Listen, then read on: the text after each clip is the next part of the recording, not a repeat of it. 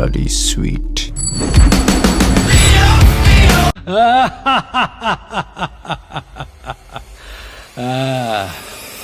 മുടിച്ചിടലാമാ.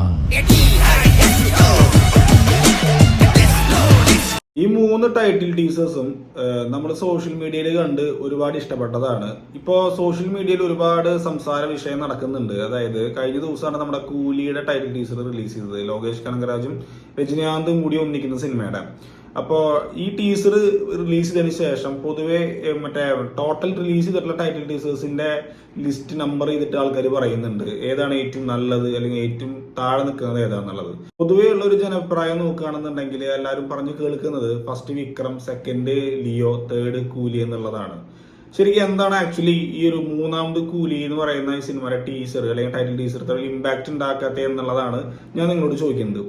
എനിക്ക് കുഴപ്പമില്ല, പേഴ്സണലി ഇഷ്ടപ്പെട്ടു. പക്ഷെ നമ്മൾ എക്സ്പെക്ട് ചെയ്തിരുന്ന അല്ലെങ്കിൽ നമ്മൾ വിചാരിച്ചിരിക്കുന്ന ലോകേഷ് കനകരാജന്റെ ടൈറ്റിൽ ടീസറോട് ഒരു ആത്മാർത്ഥത പുലർത്തിയെന്ന് ചോദിച്ചു കഴിഞ്ഞാല് പലരും പറയുന്ന ഉത്തരം നോക്കുകയാണെങ്കിലും നമുക്ക് തോന്നുന്ന ഉത്തരമാണെങ്കിലും ഏറെക്കുറെ ശരിയാന്ന് എനിക്ക് തോന്നുന്നു. കാരണം എന്ന് വെച്ച് കഴിഞ്ഞാല് ഫസ്റ്റ് നമ്മൾ ടൈറ്റിൽ ടീസർ കാണുന്നത് വിക്രത്തിനാണ്. വിക്രത്തിനെ കണ്ടപ്പോൾ നമ്മളെല്ലാവരും ശരിക്കും ഷോക്കായി പോയി. കാരണം നമ്മൾ അന്ന് വരെ ടൈറ്റിൽ ടീസർ എന്ന് പറയുന്ന ഒരു കൺസെപ്റ്റ് നമ്മൾ ആരും കണ്ടിട്ടില്ല. ഒന്നില്ലെങ്കിൽ ഫസ്റ്റ് ലുക്ക് ഇറക്കാം, ഫസ്റ്റ് ലുക്കിൽ ടൈറ്റിൽ നെയിം അറിയാം. ഇത് ടൈറ്റിൽ നെയിം റിവീൽ ചെയ്യാൻ വേണ്ടിയിട്ട് ഒരു വീഡിയോ ചെയ്യുക, ആ വീഡിയോ ഒരു ചെറിയ മിനിയേച്ചർ പോലത്തെ ഒരു സംഭവം ചെയ്യുക, അതിന് സിനിമ ട്രെയിലറിന്റെ എല്ലാവിധ എഫക്റ്റും കൊടുത്തുകൊണ്ട് പുറത്തിറങ്ങുക. അത് നമ്മൾ ആദ്യമേ കണ്ടത് വിക്രത്തിലാണ്. അതിന് മുമ്പ് ടൈറ്റിൽ ടീസേഴ്സ് കണ്ടിട്ടുണ്ടോ എന്റെ ഓർമ്മയിൽ പെട്ടെന്ന് വരുന്നില്ല, ഉണ്ടെങ്കിൽ നിങ്ങൾ കമന്റ് ചെയ്യാം.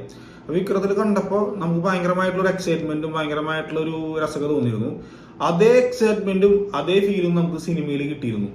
സിനിമ മറ്റേ മസാല ദോശ പ്രതീക്ഷിച്ച് പോയവർക്ക് മട്ടൻ ബിരിയാണി കിട്ടിയ അവസ്ഥയായിരുന്നു വിക്രം എന്ന് പറയുന്ന സിനിമ. അവിടെ നിന്നാണ് യൂണിവേഴ്സ് ഒക്കെ തുടങ്ങുന്ന വരേണ്ടുന്ന കാര്യങ്ങളൊക്കെ. പിന്നെ നമ്മളെല്ലാവരും കാത്തിരുന്ന നമ്മുടെ ദളപതിയുടെ ലിയോ ആയിരുന്നു. ലിയോന്റെ ടൈറ്റിൽ ടീസർ ആണെന്ന് തോന്നലല്ല, ലിയോന്റെ ടൈറ്റിൽ ടീസർ ആണ് ഏറ്റവും കൂടുതൽ സെലിബ്രേറ്റ് ചെയ്തിട്ടുള്ള അല്ലെങ്കിൽ ഏറ്റവും കൂടുതൽ ഹൈപ്പോട് കൂടിയിട്ട് ടൈറ്റിൽ ടീസർ റിലീസ് ചെയ്യാൻ വേണ്ടി കാത്തിരുന്നിട്ടുള്ള ഒരു പടം എന്ന് പറയുന്നത്. ദളപതി 67 ഏത് പേരിലേക്കാണ് മാറണമെന്ന് അറിയാൻ വേണ്ടി നമ്മളെല്ലാവരും വെയിറ്റ് ചെയ്തിട്ടുണ്ടായിരുന്നത്.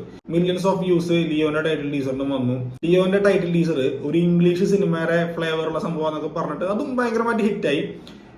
മൂന്നാമത് ഇപ്പൊ രജനീകാന്തിന്റെ കൂടെ ടൈറ്റിൽ ടീസർ വരുമ്പോൾ എല്ലാവരും കുറച്ച് കൂടുതൽ എക്സ്പെക്ട് ചെയ്തു. അതിന് കൂടുതൽ എക്സ്പെക്ട് ചെയ്തതാണോ ലോകേഷ് കനകരാജിന്റെ സ്ഥിരം ഫോർമാറ്റ് എന്നുള്ള ലേബിളിൽ വരുന്നതാണോ? ഇതാണ് ഇപ്പൊ സോഷ്യൽ മീഡിയയിൽ ഈ കൂലി എന്ന് പറയുന്ന ടീസർ വന്നതിന് ശേഷമുള്ള മൊത്തത്തിലുള്ളൊരു സംസാര വിഷയം.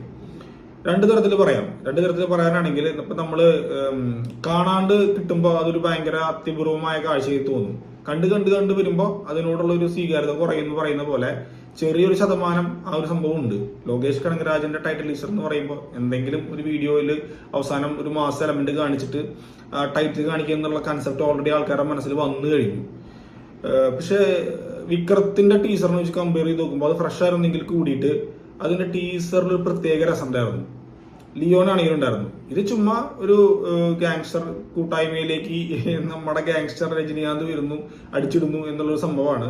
പക്ഷെ മൊത്തത്തിൽ നോക്കുമ്പോൾ അതായത് ഔട്ട് ആൻഡ് ഔട്ട് മാർക്ക് നമ്മൾ നോക്കുമ്പോൾ എനിക്ക് പേഴ്സണലി ഇഷ്ടപ്പെട്ടു. ഞാൻ പേഴ്സണൽ അഭിപ്രായമാണ് പറഞ്ഞത്. കുറെ പേർക്ക് ഇഷ്ടപ്പെട്ടിട്ടില്ല, കുറെ പേർക്ക് ആവറേജ് ആയിട്ട് തോന്നിയിട്ടുള്ളൂ, കുറെ പേർക്ക് ഭയങ്കര സംഭവമായിട്ട് തോന്നിയിട്ടില്ല. എനിക്ക് ഭയങ്കര സംഭവമായിട്ട് തോന്നിയില്ല. സാധനം എന്താ, രജനീകാന്തിനെ അഴിഞ്ഞാടാനായിട്ട് ലോകേഷ് കനകരാജ് ഈ സിനിമയിൽ നല്ലൊരു വിധത്തിലുള്ള സെറ്റപ്പുകൾ ചെയ്തിരിക്കുന്നുള്ള കാര്യത്തിൽ ഡൗട്ടൊന്നുമില്ല. കാരണം ലിയോന്റെ മിക്സഡ് അഭിപ്രായം ലോകേഷിനെ നല്ല രീതിയിൽ അലട്ടിട്ടുണ്ടായിരുന്നു. അത് ലിയോയ്ക്ക് ശേഷമുള്ള ഇന്റർവ്യൂസിലൊക്കെ ലോകേഷ് പറഞ്ഞാൽ നമ്മൾ കണ്ടിട്ടുള്ളതാണ്. അപ്പൊ എന്തായാലും തലൈവർ 171 ഭയങ്കരമായിട്ടുള്ള ട്രീറ്റ് കൊടുക്കാനുള്ള നല്ല ചാൻസ് ഉണ്ട്. ഇനി ഇത് സ്റ്റാൻഡ് അലോൺ ആണെന്ന് പറഞ്ഞിട്ട് ഏതെങ്കിലും രീതിയിൽ LCയിൽ കണക്ട് ചെയ്തൊന്നും നമുക്കറിയില്ല. ഓൾറെഡി പുള്ളി പറഞ്ഞിട്ടുണ്ട് സ്റ്റാൻഡ് അലോൺ സിനിമയാണ്, ഇതൊരു ഗാങ്സ്റ്റർ പടമാണ്, രാഘവ ലോറൻസ് ആണ് വില്യം വേഷത്തിൽ വരിക എന്നൊക്കെ പറയുന്നുണ്ട്. അപ്പൊ എന്ത് തന്നെയാണെങ്കിലും പടത്തിന്റെ ഹൈപ്പ് എന്ന് പറയുന്ന സാധാരണ ലോകേഷ് സിനിമയ്ക്ക് കിട്ടുന്ന ഒരു ഹൈപ്പ് ഇതുവരെ തലൈവർ 171 വന്നിട്ടില്ല. കാരണം വിക്രത്തിന്റെ ആണെങ്കിലും ലിയോന്റെ ആണെങ്കിലും വെച്ച് കമ്പയർ ചെയ്ത് നോക്കുമ്പോൾ എന്തായാലും സിനിമ വരുമ്പോഴേക്കും ഇനിയും ഓരോ അപ്ഡേറ്റ്സുകൾ അവർ പുറത്തിറക്കി വിടുമല്ലോ. അപ്പൊ അതെന്തായാലും വലിയ സംഭവങ്ങൾ എന്റെ ഇറക്കി വിടുക. പിന്നെ അനിരുദ്ധ് എന്ന് പറയുന്ന മനുഷ്യനിലുള്ള വിശ്വാസം തന്നെയാണ് ലോകേഷിന്റെ ഏറ്റവും വലിയ ബലം എന്ന് എനിക്ക് തോന്നുന്നത്. ലോകേഷിന്റെ മറ്റ് 3 സിനിമകൾ, അതായത് മാസ്റ്റർ ആയിക്കോട്ടെ, വിക്രം ആയിക്കോട്ടെ, ലിയോ ആയിക്കോട്ടെ, ഇതിന്റെ ഒക്കെ നട്ടെല്ലെന്ന് പറയുന്നത് അനിരുദ്ധിന്റെ BGMഉം അനിരുദ്ധിന്റെ മ്യൂസിക്സ് തന്നെയാണ്. സോ ഇതും പുള്ളി അടിപൊളിയാക്കും. പുള്ളി ജയിലറിന്റെ ഓഡിയോ ലോഞ്ചിൽ പറഞ്ഞിട്ടുണ്ടല്ലോ, ഉങ്ങൾക്കാകെ ഞാൻ ഊരെ കൊടുപ്പേന്ന്. ആർക്ക് വേണ്ടിയിട്ട്? രജനീകാന്തിന് വേണ്ടിയിട്ട് അനിരുദ്ധ്. എന്താ മാമിയുടെ മോനങ്ങളാണ്. സോ എന്തായാലും BGMഉം പാട്ടുകളൊന്നും മോശമായിരിക്കില്ല, അല്ലെങ്കിൽ ഗംഭീരം തന്നെയായിരിക്കും. നിങ്ങൾക്ക് ഏത് ടൈറ്റിൽ ടീസറാണ് കൂടുതൽ ഇഷ്ടമായി എന്നുള്ളത് ഈ വീഡിയോയിൽ താഴെ കമന്റ് ചെയ്യാൻ ശ്രമിക്കുക. പിന്നെ നിങ്ങളുടെ അഭിപ്രായങ്ങൾ കമന്റ് ചെയ്യാൻ ശ്രമിക്കും. ഈ ടൈറ്റിൽ ടീസർ സ്ഥിരം ലോക സിനിമകളുടെ പോലെയാണോ, അതല്ലെങ്കിൽ വ്യത്യസ്തമായിട്ട് എന്തെങ്കിലും ഉണ്ടോ? നിങ്ങളുടെ അഭിപ്രായങ്ങളൊക്കെ കമന്റ് ആയിട്ട് പോരട്ടെ.